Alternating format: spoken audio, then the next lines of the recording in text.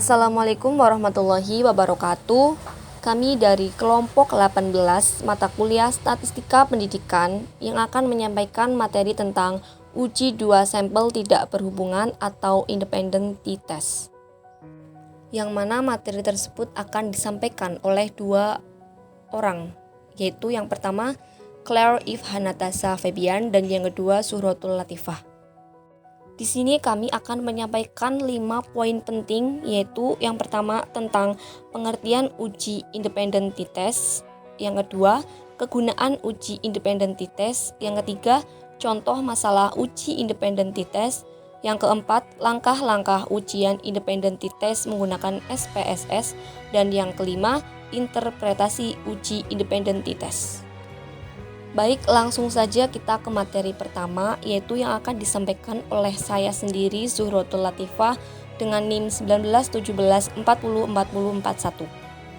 Saya di sini akan menyampaikan 3 poin, yaitu yang pertama pengertian uji independent t-test, yang kedua kegunaan uji independent t-test, dan yang ketiga contoh masalah uji independent t-test.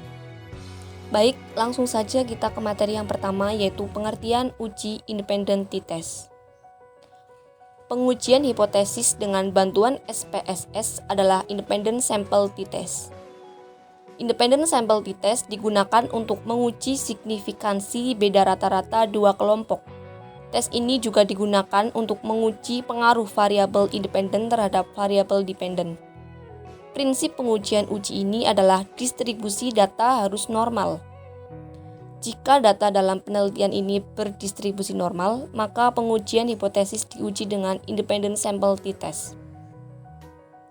Uji hipotesis independent sample t-test dalam penelitian ini menggunakan bantuan Microsoft Excel dengan data analisis toolpath untuk hipotesis berarah atau one-tiled dan bantuan SPSS 20.0 for Windows untuk hipotesis yang tidak terarah atau two-tailed. Menurut Imam Ghazali, jika probabilitas pada t-test menunjukkan nilai lebih besar dari 0,05, maka dapat disimpulkan bahwa tidak terdapat perbedaan antara kedua sampel atau grup tersebut. Tetapi jika nilai probabilitas t-test menunjukkan lebih kecil dari 0,05, maka terdapat perbedaan antara kedua sampel atau grup tersebut. Materi yang kedua yaitu kegunaan uji independent t-test. Singgi Santoso mengungkapkan bahwa tujuan dari uji independent sample t-test ini adalah membandingkan rata-rata dua grup yang tidak berhubungan satu dengan yang lain. Apakah kedua grup tersebut mempunyai rata-rata yang sama ataukah tidak secara signifikan. Uji independent sample t-test ini dilakukan dengan cara membandingkan perbedaan antara dua rata-rata dari dua sampel dengan standar error perbedaan rata-rata kedua sampel tersebut, atau secara rumus dapat ditulis sebagai berikut. T sama dengan rata-rata sampel pertama dikurangi rata-rata sampel kedua per standar error perbedaan rata-rata kedua sampel. Selanjutnya yaitu materi yang ketiga, yaitu contoh masalah uji independent t-test.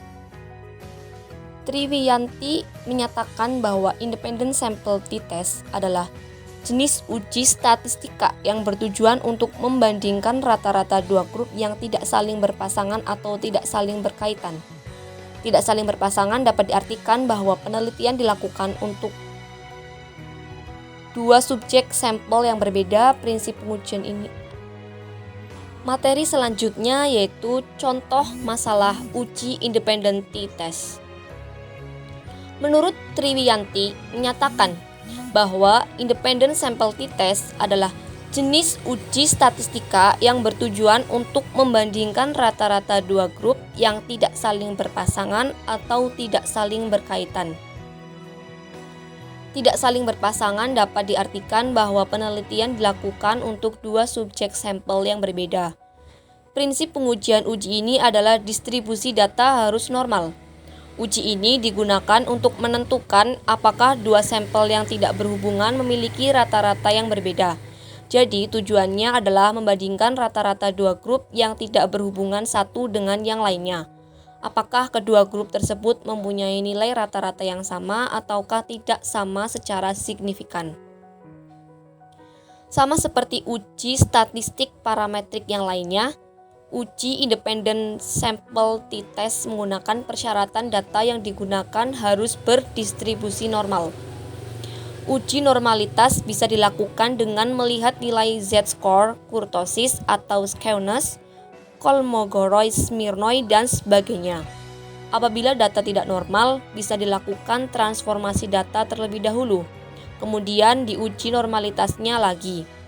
Namun, apabila setelah transformasi data tetap tidak berdistribusi normal, maka independent sample t-test tidak bisa dilanjutkan dan bisa menggunakan uji statistik non-parametrik. Contoh kasus, kita akan menguji apakah ada perbedaan rat lama membaca buku per minggu antara mahasiswa kelas EPD 41 sebanyak 39 orang dan kelas properti 41 sebanyak 30 orang dengan data sebagai berikut. Berdasarkan tabel rata-rata lama membaca buku per minggu mahasiswa kelas EPD 41 dan properti 41 dalam PowerPoint kelompok 18 tersebut dapat disimpulkan bahwa rumusan hipotesis penelitiannya yaitu yang pertama H0. Tidak terdapat perbedaan rata-rata jam membaca buku EPD 41 dan properti 41. Yang kedua H1. Terdapat perbedaan rata-rata jam membaca buku EPD 41 dan properti 41. Baik, mungkin hanya itu yang dapat saya sampaikan, kurang lebihnya mohon maaf. Untuk materi selanjutnya akan disampaikan oleh Claire Ivhanatasa Febian. Sekian dari saya, terima kasih. Saya Claire Ivanatasha akan melanjutkan materi mengenai langkah-langkah uji independent t-test menggunakan SPSS dan interpretasinya. Jadi langkah-langkah untuk melakukan uji independent t-test menggunakan SPSS itu yang pertama, pastikan kalian mempunyai aplikasi SPSS. Lalu dibuka SPSS-nya, lalu buka variable view. Nah, pada grup 1 ketikkan jam membaca dan grup 2 adalah kelas. Seperti di tabel yang di atas sebelah kanan ya. Seperti itu, yang satu itu jam membaca dan yang kedua adalah kelas. Lalu lanjut pada value labels, ketik 1 pada value dan ketik EPD 41 pada value label. Klik add dan ketik lagi 2 pada value dan ketik property 41 pada value label. Seperti di tabel yang di bawah, di pojok bawah. Nah, seperti itu ya. Lalu di OK. Nah, setelah itu kita membuka data view yang di samping variable view. Kita buka data view-nya, lalu letakkan data-data yang sudah ada, yang tadi ya, yang mahasiswa, dengan menyusun ke bawah pada variable jam membaca dan ketik angka 1 pada variable kelas urutan 1 sampai 39 dan ketik angka 2 pada variable kelas urutan 40 sampai 67.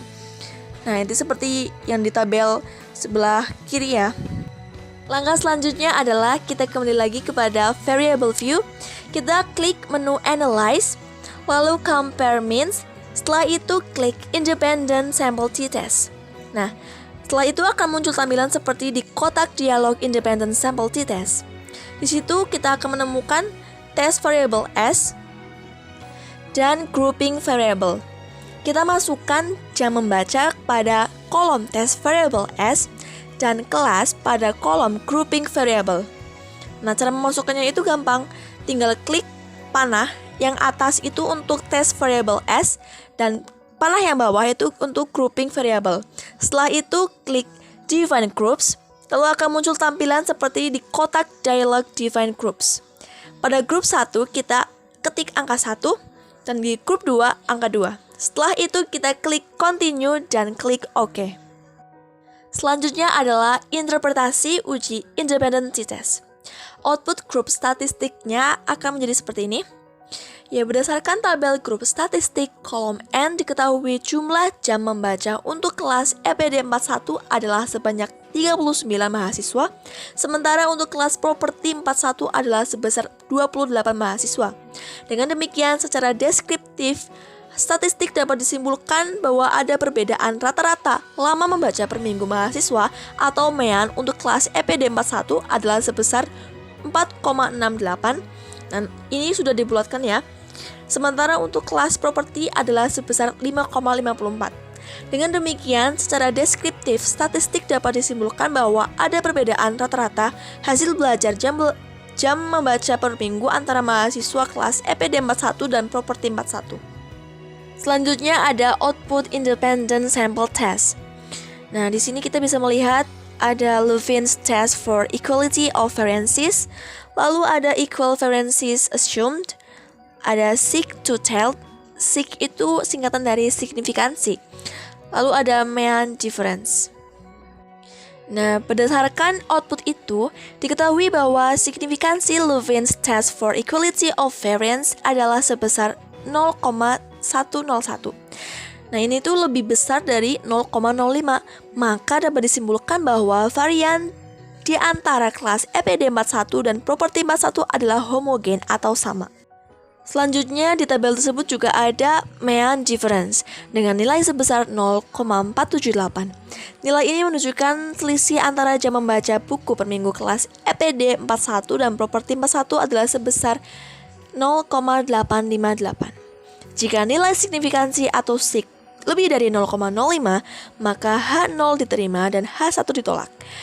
Tapi jika nilai signifikansi atau sig kurang dari 0,05, maka H0 ditolak dan H1 diterima. Pada bagian equal variance assume kelas EPD 41 dan properti 41, diketahui nilai sig 2 telt sebesar 0,478 itu lebih dari 0,05. Maka sebagaimana dasar pengambilan keputusan dalam uji independent sample t-test, dapat disimpulkan bahwa H0 diterima dan H1 ditolak. Dengan demikian dapat disimpulkan bahwa tidak ada perbedaan yang signifikan antara rata-rata jam membaca buku per minggu mahasiswa.